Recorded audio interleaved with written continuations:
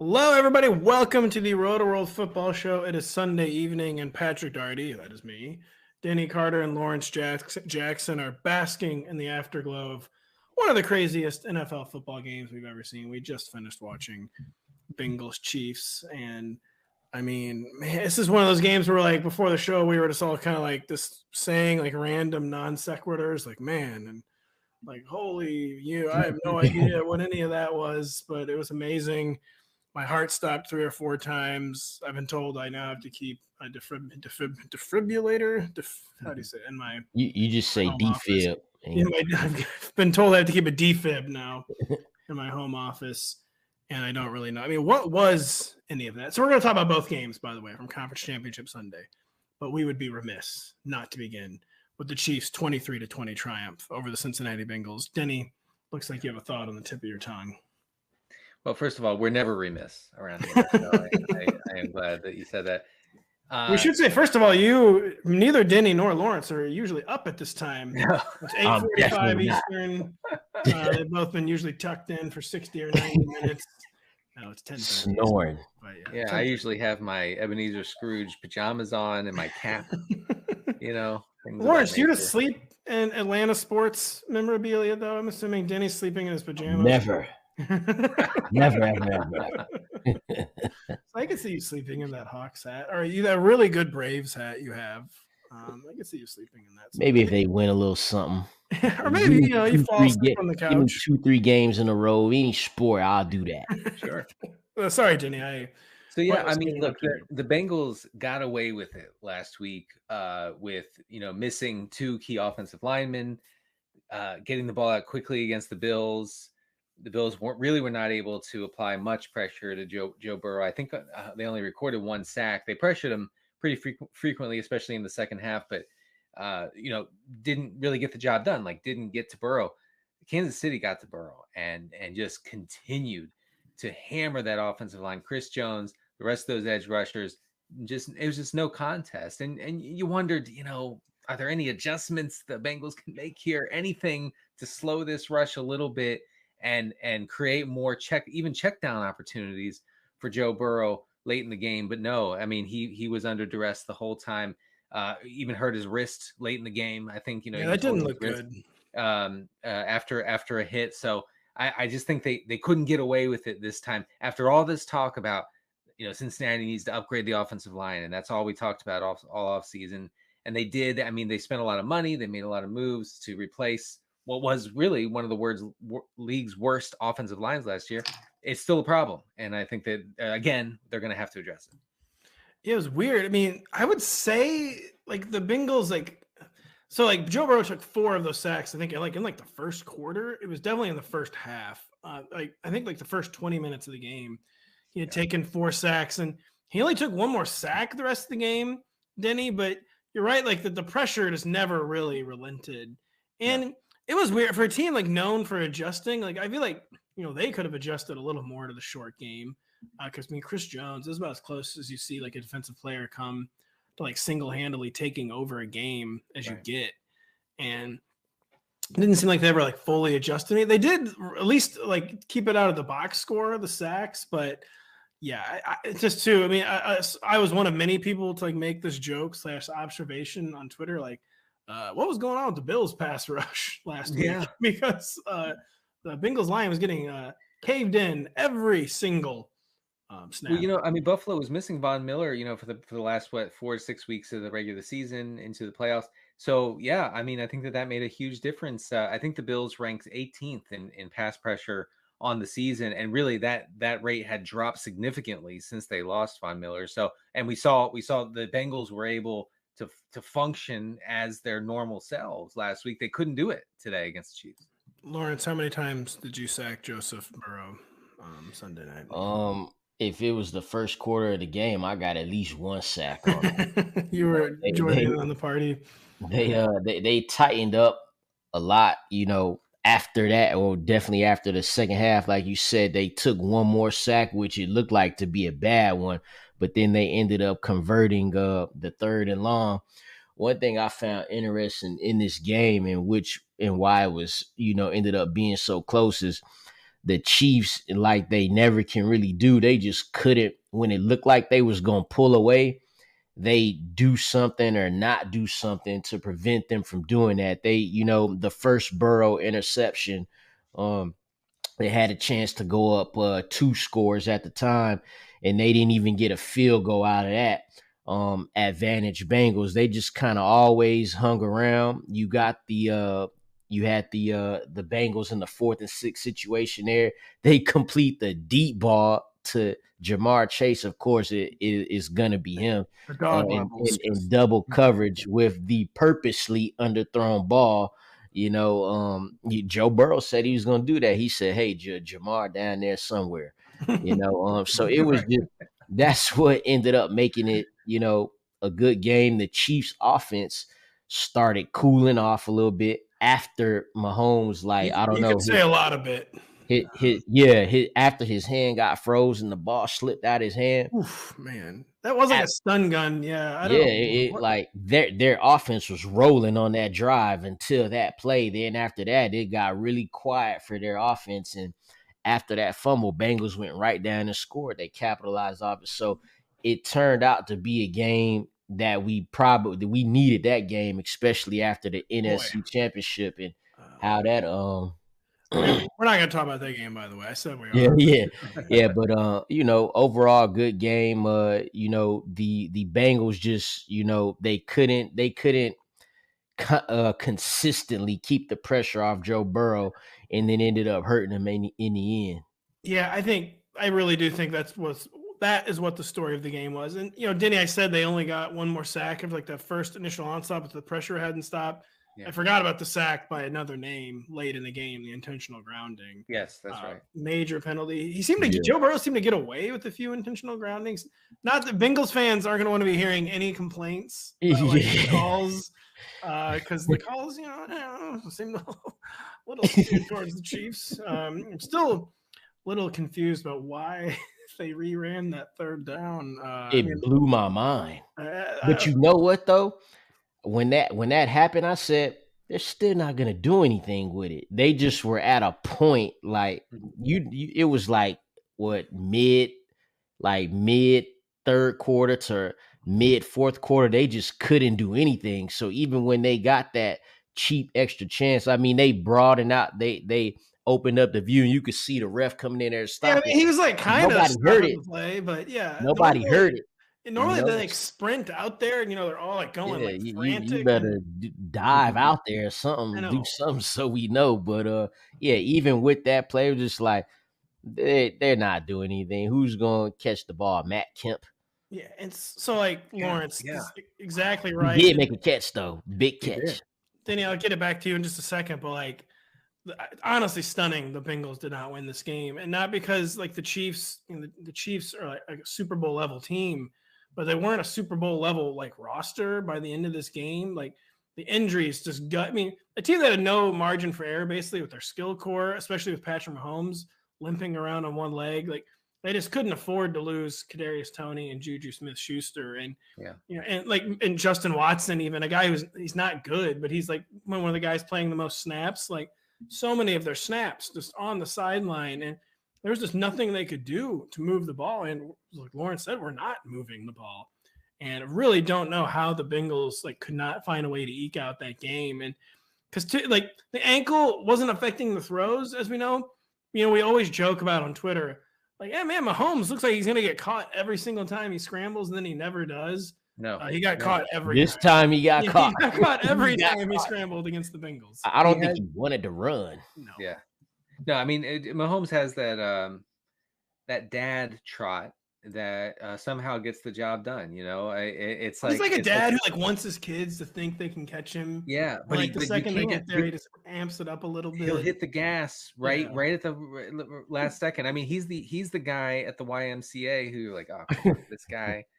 But somehow he outruns you. He clowns you, he crosses you over. Yeah.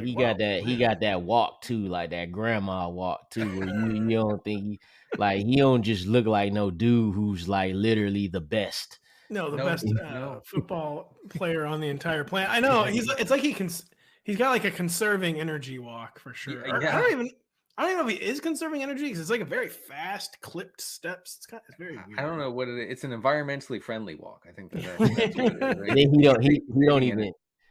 he don't even say nothing. He after every play, he just go like this, like he does. He's I think that's like second nature, like Steph Curry chewing the mouthpiece every play, no matter how many yards or they get or don't get. He just like he's always Lawrence is doing a thing where Mahomes waves like, come, we're coming already. What are you talking about? He's like, where do you think we're going? I'm here.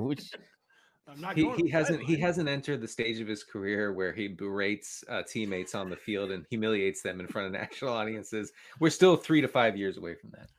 Yeah, man. For a man going to his third Super Bowl in 4 years, yeah, he's amazingly benevolent with his teammates.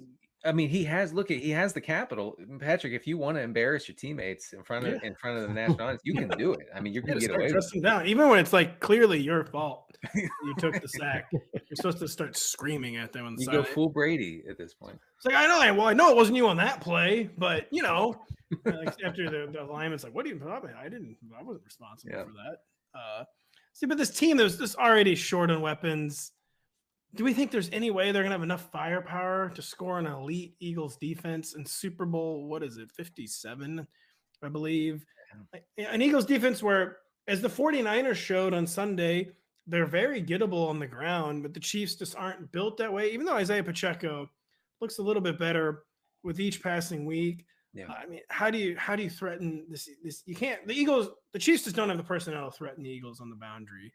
And maybe with Mahomes' ankle the way it is, they won't even have time to let plays develop down the sideline because he's not going to be able to create extra time or scramble. And who are the middle of the field threats right now beyond Travis Kelce? Like, everyone's hurt. Well, how are the Chiefs going to score points on the Eagles? As the resident Kadarius Toney truther, I guess we all are to some extent. Well, hold on. Lawrence, are you a member of the Toney tribe? I'm definitely with that. Yeah. I was looking forward to a big game, I was too. It looked that way. He didn't make the catch in the end zone, and then on the play he got hurt. That looked. Oh, not catching that. Telling, man. I had him in every DFS lineup. Well, I was going to say not to recycle a joke, but I'm recycling it because it's not a joke. You see this beautiful office around me. It's all going away. Shipped away tomorrow. The bank is coming from my house after that. Yeah, look, Toney, again, we talked about he's been targeted on 50% of his routes over the past 3 games. He was targeted on 2 of 3 routes today, so we were in for another big one. He's just gonna do some, and so good. And the whole stopping on a dime thing is awesome and cool and effective. It also seems to get him hurt a lot. Yeah, I don't know if there's any other way to stop on a dime besides the way he does. Because, man, he messes up his legs so much doing that. I don't know. It's wild, man, because he went through, an entire year and a half maybe in college of not getting hurt. Like, he was extremely productive his final year in college, almost 1,000 yards receiving, maybe over that. But he can't not play like that. But like you say, that's definitely where he got hurt at, because it was like a move to cut back inside, and he definitely would have juked that dude, if he didn't get hurt. But that's the stuff you gotta live with a player like him, which sucks in this instance because it looked like he was gonna have a good game. So Lawrence and I have kids. They wanted to have a home, but now they don't. So I do want to say quickly about the Chiefs backfield. So last time, when they won Super Bowl against the Niners, they really turned to Damian Williams. If you're old enough to recall, I think we could see a similar thing with Isaiah Pacheco here. I think there has been something of a sea change in how this backfield is being deployed. He out targeted Jerick McKinnon again today for the second straight week. McKinnon's snaps were way down. He saw the most carries. He is the lead back. Pacheco is the lead back right now, and you couldn't say that 3 weeks ago. That was clearly McKinnon. So I do think that there's a chance, just depending on game script, depending on how it unfolds, where Pacheco gets way more run than we're used to seeing against the Eagles. It could be one of those things where he gets like a season high for touches or something, like one of those like kind of unforeseen Super Bowl developments, which, like you said, we might not be able to claim would be entirely unforeseen because he has been in the left lane on Jerick McKinnon the past 2 weeks. I had a Twitter user point out that it seemed like maybe McKinnon was getting stretched out a lot on the sideline, which he does have a rather lengthy injury history, was handling a lot of touches for a guy his age and a guy who just hasn't ever handled this kind of workloads. Because, yeah, I mean, I've been baffled at Jerick McKinnon's lack of involvement. I mean, not on the ground where Isaiah Pacheco clearly deserves it. But like a guy would become one of like their primary chain movers. Yeah, Jerick McKinnon has just been invisible in the playoffs. And for fantasy, and I don't know if folks are super into showdown lineups. For the Super Bowl. I mean, that's all we have left. That's all we have left, folks. Is it only showdown for the one game slate, Denny? Is that you can't do any conventional? What else are you gonna do? I mean, do they not allow? Is there not any conventional lineups? Because no, we do. We are out of conventional situations. But yeah, I've never done showdown for the Super Bowl before. I don't want to. Yeah, really? Wow. Wow. Well, I love playoff DFS, but I don't love showdown. Anyway, yeah. Sorry. Well, you got to get with the process. Pacheco had 6 targets, the second most on the team behind MVS and Kelsey. And by the way, the MVS thing, a little bit of an illusion. I mean, I know Justin Watson. I get it. He's running wind sprints on the outside, but he was out, and so MVS obviously saw an increase in routes and targets here. He actually had a really good game in week 13 against these Bengals. So it didn't come out of nowhere. But if Watson is back in for the Super Bowl, which he should be, it's 2 weeks from now, obviously, then I don't think MVS gets that kind of usage.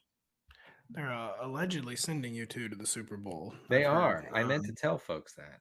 Yeah, I really, really wish I could be joining you. We might see Joe Burrow there now. It's true. He might do an interview on the show now.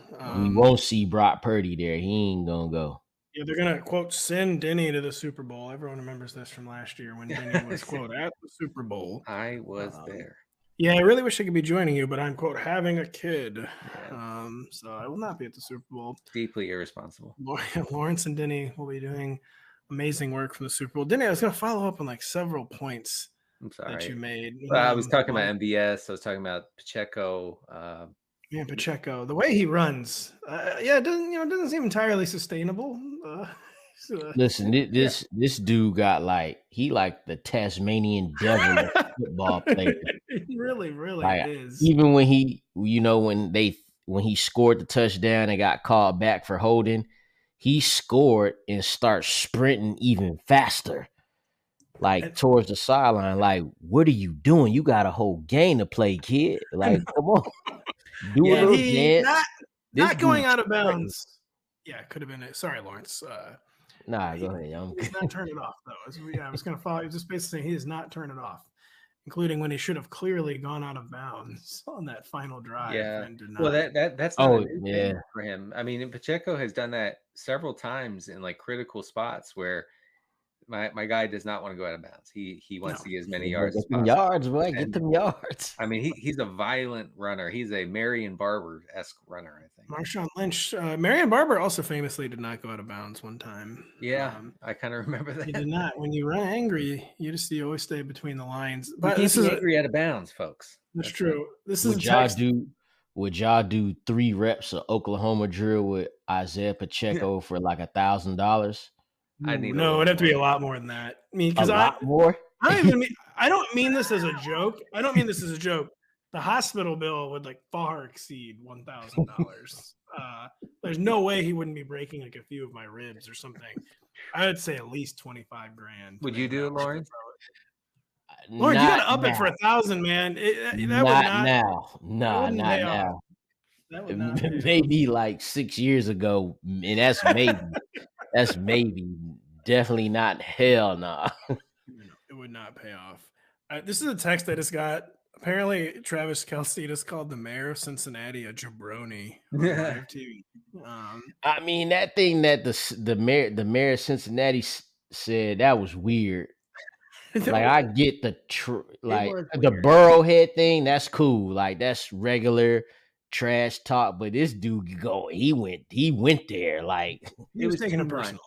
Too much. Someone in the mayor's office needed to step in and say, I'm sorry, we can do this, we can do a little social media video if that's what you want to do with your time as a public servant, but we need to ratchet it back a little bit because this is too much. Like come on now. The memes where they always put like whichever quarterback win, and they put the head of the baby on the loser.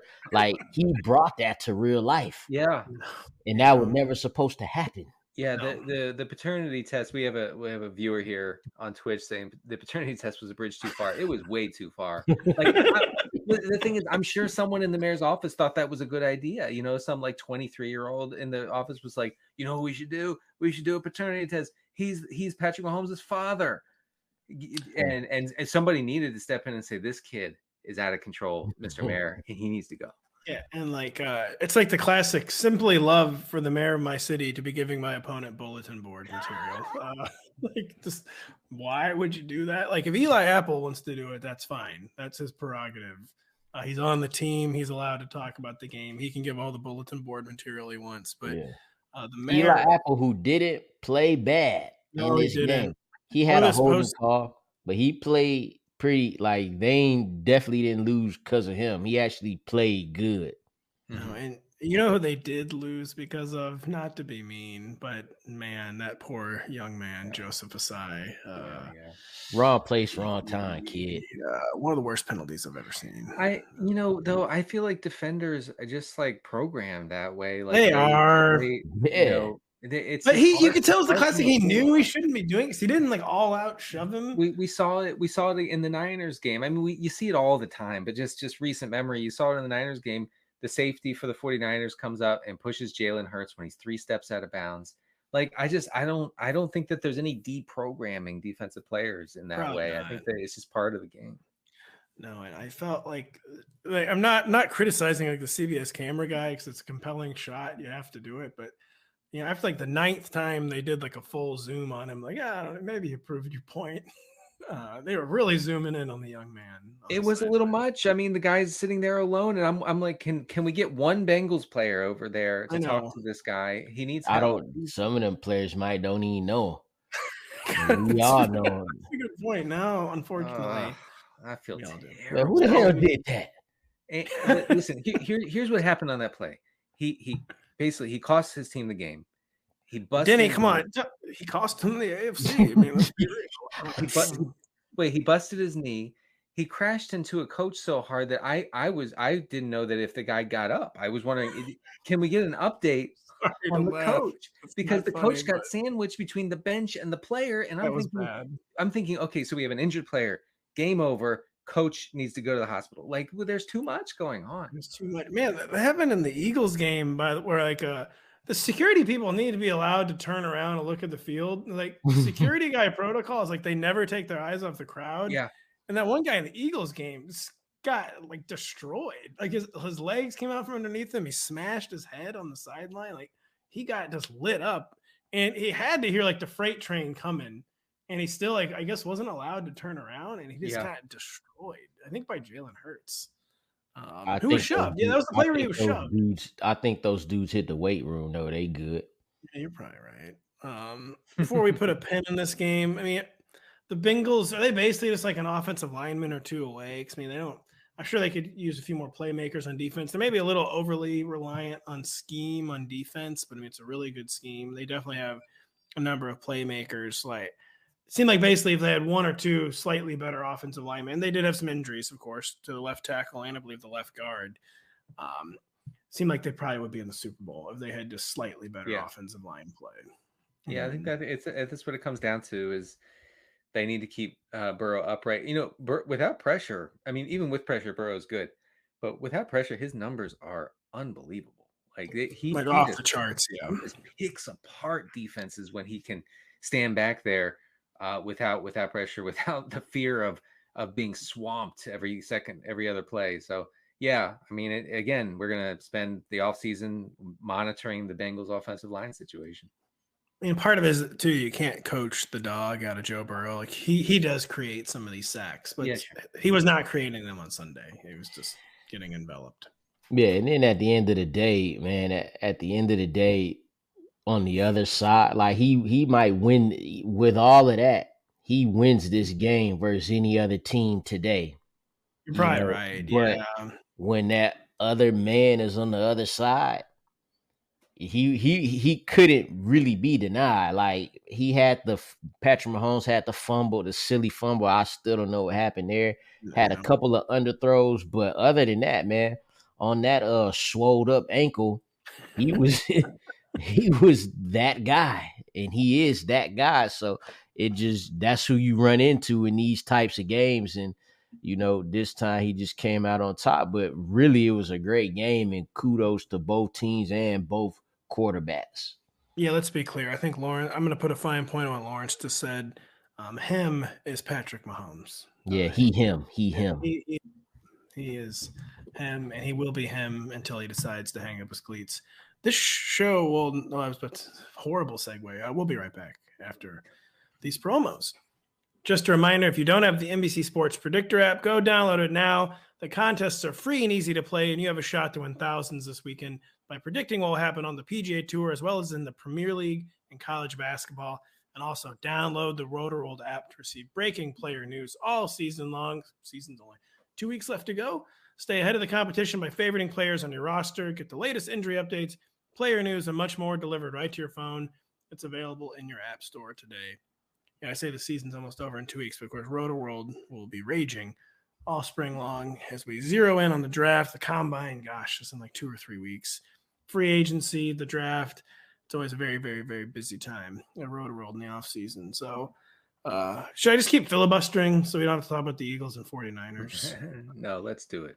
Yeah, in a game that was as bizarre as Chiefs-Bengals was thrilling, Eagles-49ers got off on the wrong foot and never really recovered as an injury apocalypse befell San Francisco.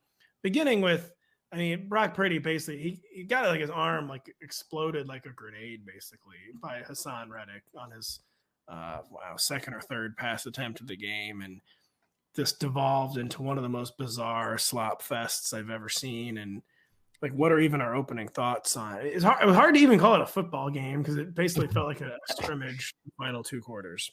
It was a football game for somebody. It was for the Eagles and they fans. That's who it was a football game for.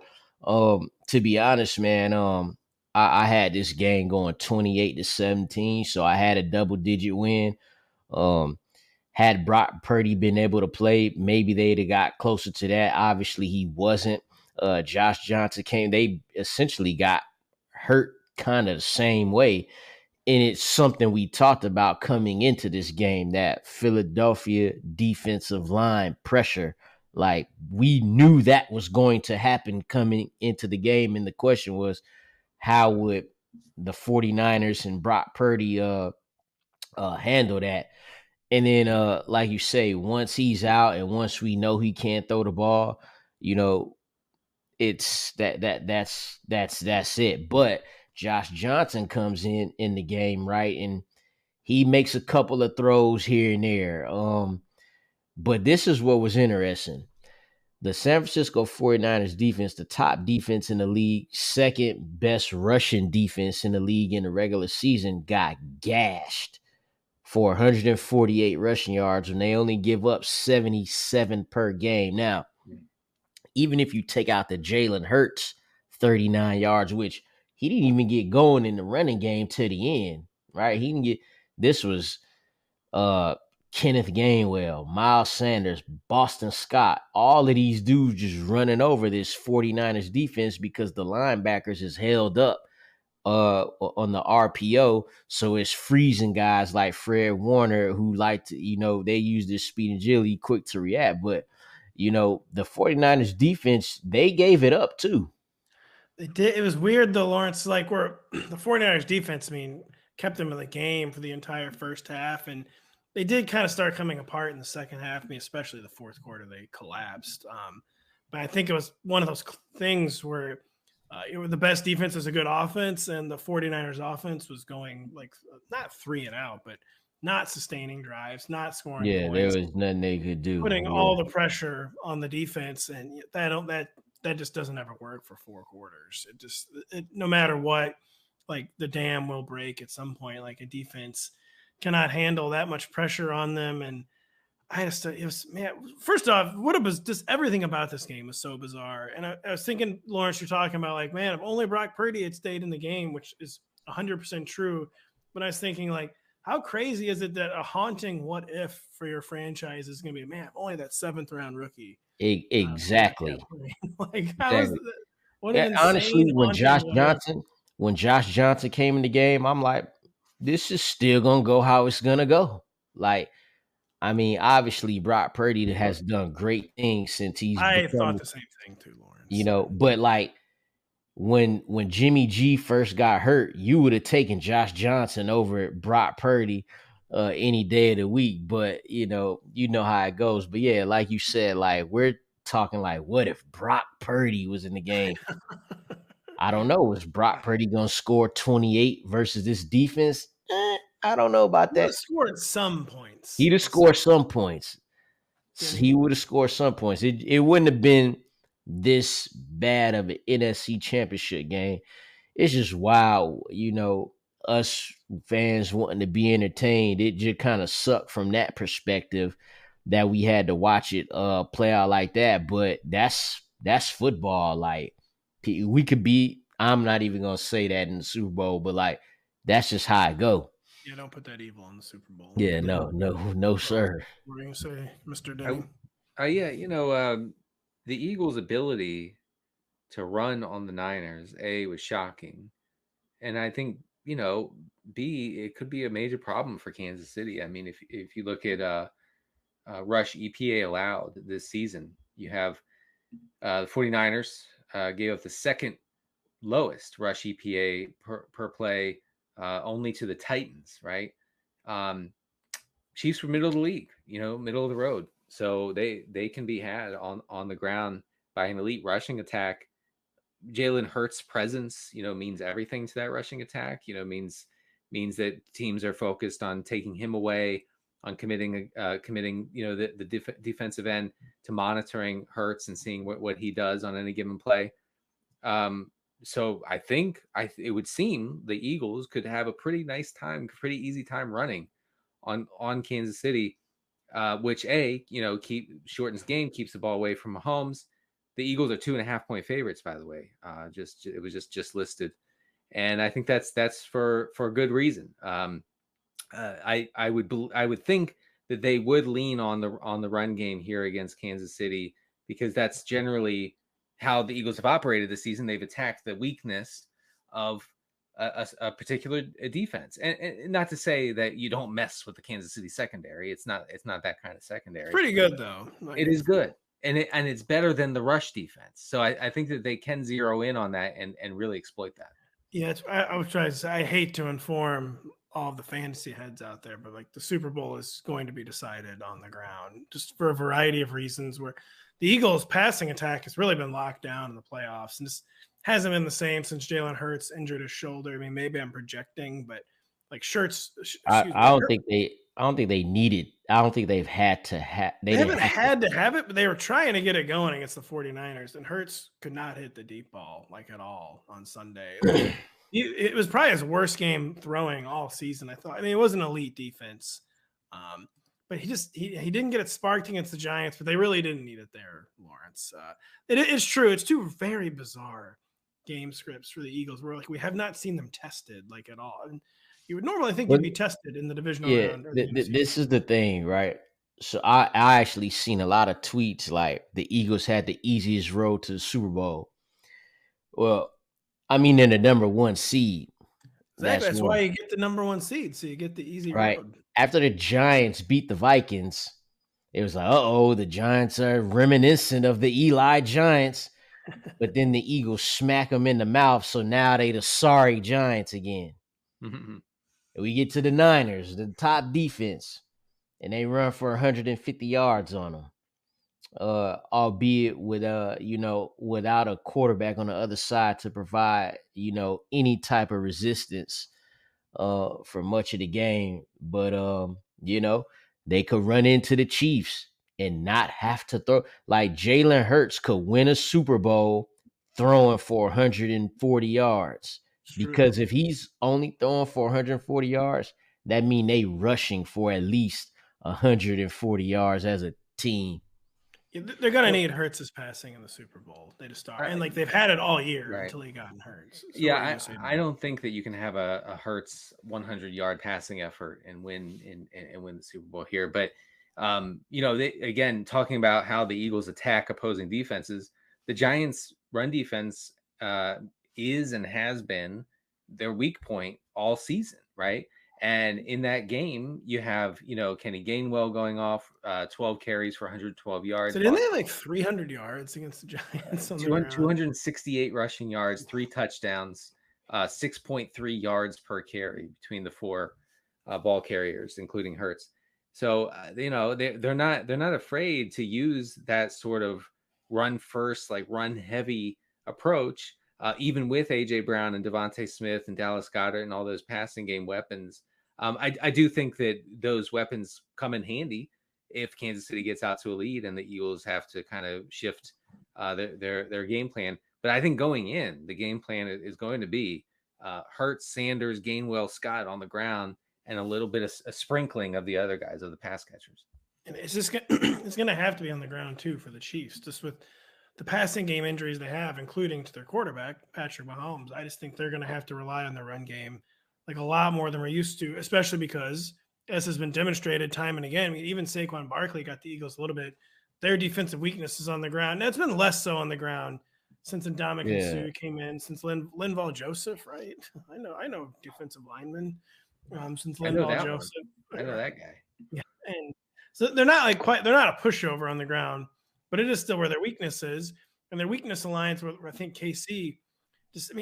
KC, they're just straight up not going to win on the boundary against the Eagles defense with their receiver injuries they have right now. And the Eagles or the Chiefs are going to have to find a way to spark their running game. And Andy Reid is 2 weeks to game plan, as we know, one of the most famous game planners in NFL history.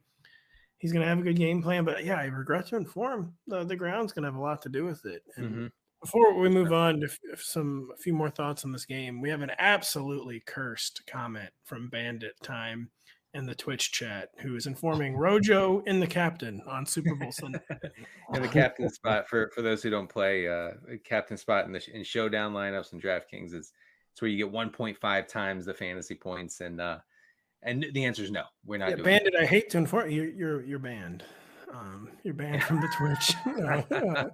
Thank you for the comments. He's been an active participant here tonight. But when Rojo came out in the field Sunday, I was like, what is going on? I didn't really understand that one. No, but Rojo not in the captain for the Super Bowl. Maybe, Denny, I'll get your early thoughts on the captain for the Super Bowl. But I mean, we might as well kind of just go there, quote unquote. We're going to talk about it for the next 2 weeks. I mean, what's your guys' initial lean on who's going to win Super Bowl LVII? I don't know who I have winning the game right now. I've said Eagles over Chiefs, but that's just because I was like, I was put on the spot. But now that it actually happened, I would have to feel like I know who gonna win, because then I just pick either quarterback or Devontae Smith or something. Denny, what's your initial thought? Eagles. I just think the Chiefs are too compromised right now. I do think that the Chiefs are more beatable than maybe we realize, and they just don't have much outside of Kelsey, the random Pacheco blow up thing. But I'm not saying that Mahomes can't do it himself. He can do it himself.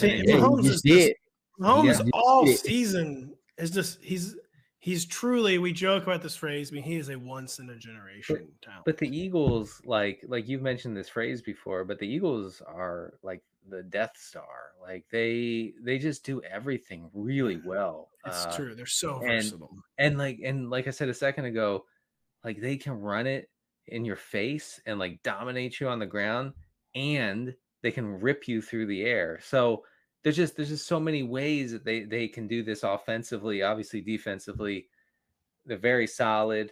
And that rush defense, like you said a second ago, Pat, not the pushover that we saw in the first half of the season. Not even close. I know the Niners had a little success. McCaffrey was looking pretty good. Yeah, it was a little weird, the fact that they had a quarterback. The whole world knew that Brock Purdy couldn't throw a pass, yet they had 4 guys on the line of scrimmage on every play. No. So not to like change gears, but I meant to touch on that earlier, and not to like place the blame, like not to like strain to place the blame on Kyle Shanahan in a game where he loses his quarterback. But before Josh Johnson got injured, even the approach made zero sense. Like they needed to have their 2 quarterback injury approach already going before they had their second quarterback injury. I don't understand how they weren't like emptying their bag of tricks in the running game, and they were calling this an obscene amount of Josh Johnson dropbacks. And like, what do you think is going to happen when your 36-year-old number 4 quarterback is out there against a team that had 70 sacks, 15 more than any other team? They needed to go all in on road paving, like emptying the clip, like run call playbook. Like the approach made zero sense. I mean, I get it, because they eventually did have to they were forced to eventually run the ball, and it in work. I think one of them plays, Josh Johnson got sacked. He faked it, was going out for a bootleg, and who was it was Hassan Reddick. He was already in his face. Like that was just like I don't know if Joe Montana would have got out of that sack. I just named the 49ers quarterback. Let me go Steve Young because he's a little more mobile. He's a little more mobile. The Zoomers don't know who Steve Young is, but I don't know. Maybe Shanahan was a little flustered. I ain't know, Shanny flustered in a big game. Never heard that before. I know all of that. I know that all too well. Oh, that's right. That was the night you fell asleep crying in your Falcons jersey. Yeah, I was in the pillow crying that night. You cried in your pillow. But yeah, Denny, I mean, I kind of like go into reflexive like Shanny hater mode, but I did not understand what Shanny was doing. Like, I think it was a poor game from Shanahan overall. And I say this as someone who, I think 2 weeks ago on the show, I said Shanahan's on a heater. Like, he was on a heater, but man, once he gets tilted, like he goes like out of his gourd. I mean, he didn't challenge the Devontae Smith catch, which obviously needed a challenge. I mean, that was a 7-point. It was 4th down. Like that was literally a 7-point play. And not to get too into counterfactuals, but if that touchdown doesn't happen, Brock Purdy probably doesn't get hurt. The whole game unfolds differently, guys. Am I right? Yeah, it looks you're 100% right. Yeah, I'm not at all blaming 17. Not at all blaming. I'm gonna hold the mic for a second. NFL coaches, if you're listening, if a guy catches the ball and immediately jumps up and runs to the huddle and screams at his teammates to get the snap off, he didn't catch it. He didn't catch it. That's what I know. Just a chance, right? That he might not have caught it, right? There's zero chance that he caught it. I just don't even understand what he could have possibly been thinking. I mean, I guess what he was thinking was like, I'm not going to goad it into wasting a timeout and a challenge, but it's the first half. Like, who cares? Like, light the timeout on fire. Who cares? No, Sirianni outcoached him today for sure. Sirianni outcoaches everybody, which is insane since he just seems like a bro that I went to high school with. And he's such a good football coach. Very smart. We're gonna have a good little quarterback competition this fall, huh? Trey Lance and Brock Purdy. We can't leave the show with who do you guys think will be the week 1 starting quarterback for the San Francisco 49ers? I'll begin with you, Lawrence Jackson. Who do you think will be the week 1 starting quarterback for the 49ers? I'm gonna go Trey Lance. It could be option C. It could be Tom Brady too, as we all know. Oh yeah. That'll be interesting. And that's one team I would consider it. But if I'm a whole lot of other teams, I don't even know if I want that. I know it is to that point with Brady where he doesn't want to be hit. Like he ain't carrying. No, that been stopped. I think those days really are officially over. And Tom Brady has won his 8th Super Bowl. We say, but imagine he win a Super Bowl with the Raiders. Instantly wins his 8th Super Bowl. Man, he's not winning a Super Bowl with the Raiders. That will be. If you do, I have to get off all social medias. That would be a calamity. Like, do it with the Niners so we can live. Yeah, no, so society doesn't collapse, please. Yeah, no, I think look, I'm on the record, so I might as well just keep saying it. I Shanahan never wanted to draft Lance. I think that's clear. I don't know about that. I mean, no, he didn't want to. Come on. Okay. I think he did want Mac Jones more. I do think he got bullied out of Mac Jones. But I don't think he was like forced to draft Trey Lance by like John Lynch, because I think Shanny like calls the shots. I do agree that it seems like he had immediate like buyer's remorse and that his heart was set on Mac Jones, and then he didn't do it for some reason. Yeah, I mean, I think that there's a better chance of Trey Lance playing elsewhere than starting for the Niners next year. I agree with Lawrence. I think Trey Lance will be the starter. I mean, he'll definitely be the starter if they don't acquire Tom Brady. They're not going to start. I mean, Shanny kind of revealed his true Brock Purdy colors last weekend, where like he was doing like everything possible to not let Brock Purdy lose them the game against the Cowboys, where he like needed to open it up more. Like I thought he was going into like too much quarterback hiding mode. I don't know, maybe not. I have a hard time. I have a hard time believing, and I know this sounds funny, but someone as talented as Trey Lance can be Kyle Shanahan's quarterback. Like he doesn't. He wants the grind. He's too in love with the grind. Yeah, right. He just like regular guys. He just wants a guy he can manipulate. He wants a guy who will do exactly as he's told. And Trey Lance, it's true. He doesn't want any freelancing whatsoever. Is not that kind of quarterback. I just don't think that Trey Lance meshes. I think Trey Lance can go on to have a very successful career, but I don't think that it's in San Francisco, and I don't think it's under Shanahan. I think Shanahan. Maybe the Texans, because they about to get D'Amico Ryans. Yeah, I don't know why he wanna go there, because they fire coaches. If you know. Yeah, no, I get it. They've got Listen, a problematic relationship with their coaches. I think that that's a possibility. I really think Shanahan loves the idea of a Garoppolo or a Purdy or someone with limited ability who will do exactly as he's told. There you go, Lawrence. So you got one guy with slightly less. They won an MVP together. I know, man. Like, don't give up on Trey Lance. I mean, I've got questions about Trey Lance, especially since he's attempted like 400 passes since high school. But do not start Brock Purdy over Trey Lance, at least week one. I mean, if Trey Lance comes out and face plants for like a month, then do it. But I feel like you are making an enormous mistake if you start Brock Purdy over Trey Lance. And I think it'll be Trey Lance or option C, the big dog, Tommy, coming in for his 8th Super Bowl. Denny, as we all cringe and grit through our teeth. Yeah. Somebody said the 49ers got exposed today. Who said that in the chat? No, I saw it on Twitter. The getting exposed in the NFC Championship game. I mean, hey, I don't know. Hey, listen, I was, I had my money on the Eagles, but come on, man. Like, yeah, no, it's not. That was not an exposure. Exposed in the championship game. I know that's one of my favorite things. I always tell people, like, listen, to lose big games, to have a track record of losing in big games, you have to be making big games. Yeah, something right. Still, I don't. Shanny, he might have gotten exposed. Anybody following this?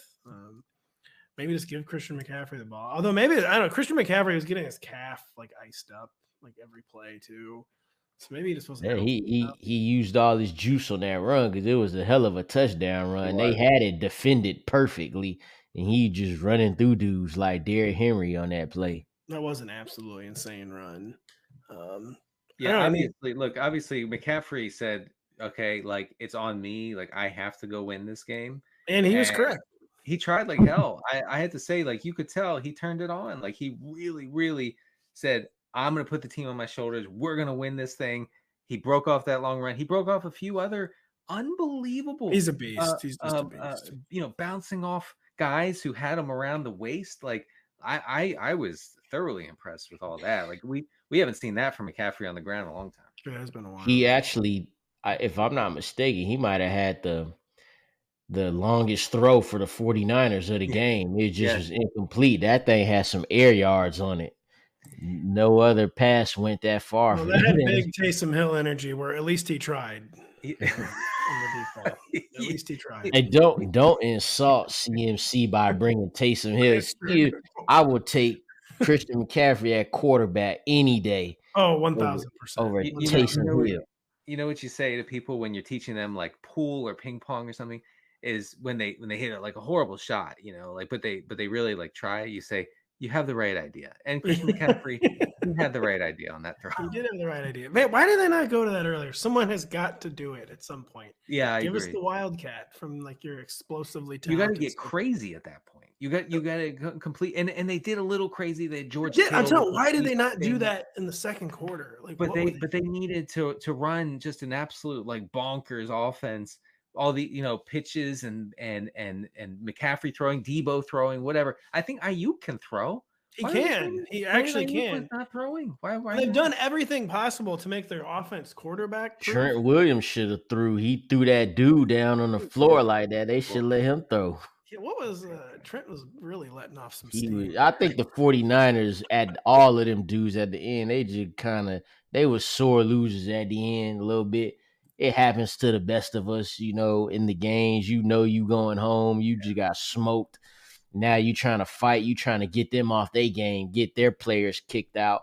And Trent, that's probably the last dude you want to get slung to the ground by. It would be actually the last dude. Yeah, I would go against Pacheco in Oklahoma drill before I would want to get thrown down by Trent Williams like that. Trent Williams would be slinging me into my grave.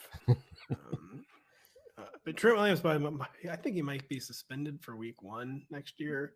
He blew off a little too much steam, I think. Wouldn't be shocked.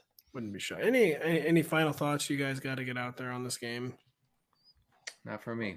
Well, we'll be breaking it down for 2 weeks on NBC Sports Edge and Rotoworld. Denny Carter and Lawrence Jackson will be breaking it down live in person from Glendale, Arizona next week, beginning Monday, February 6th, I believe. Going to be a lot of amazing content from Radio Row.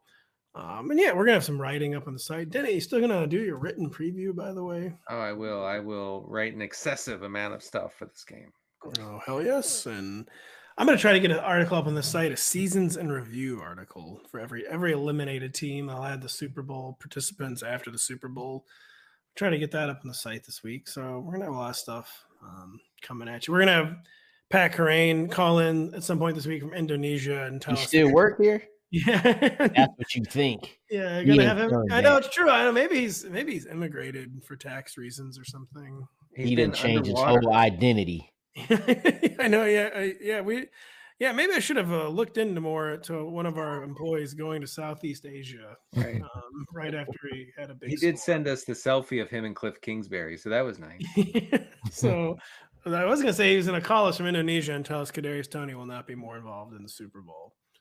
Even if he's healthy, because that's what he does every week, is inform us Kadarius Toney won't do anything. Yeah. We're going to have a lot of great stuff on the site in the next 2 weeks, so please check it out. Please listen. Please read. For Lawrence, for Denny, I'm Pat. Thank you for listening. We will be back later this week. Hey, it's Matthew Berry from NBC Sports and Rotoworld.com. Just want to thank you so much for watching what you just watched, or at least being too lazy to click out of it after the autoplay just kept it going. So either way, thank you so much for just letting it scroll by your screen. And now I'd like to ask you respectfully, please subscribe to the NFL on NBC YouTube channel for the latest NFL news, fantasy headlines from Rotoworld, and betting analysis from NBC Sports Edge.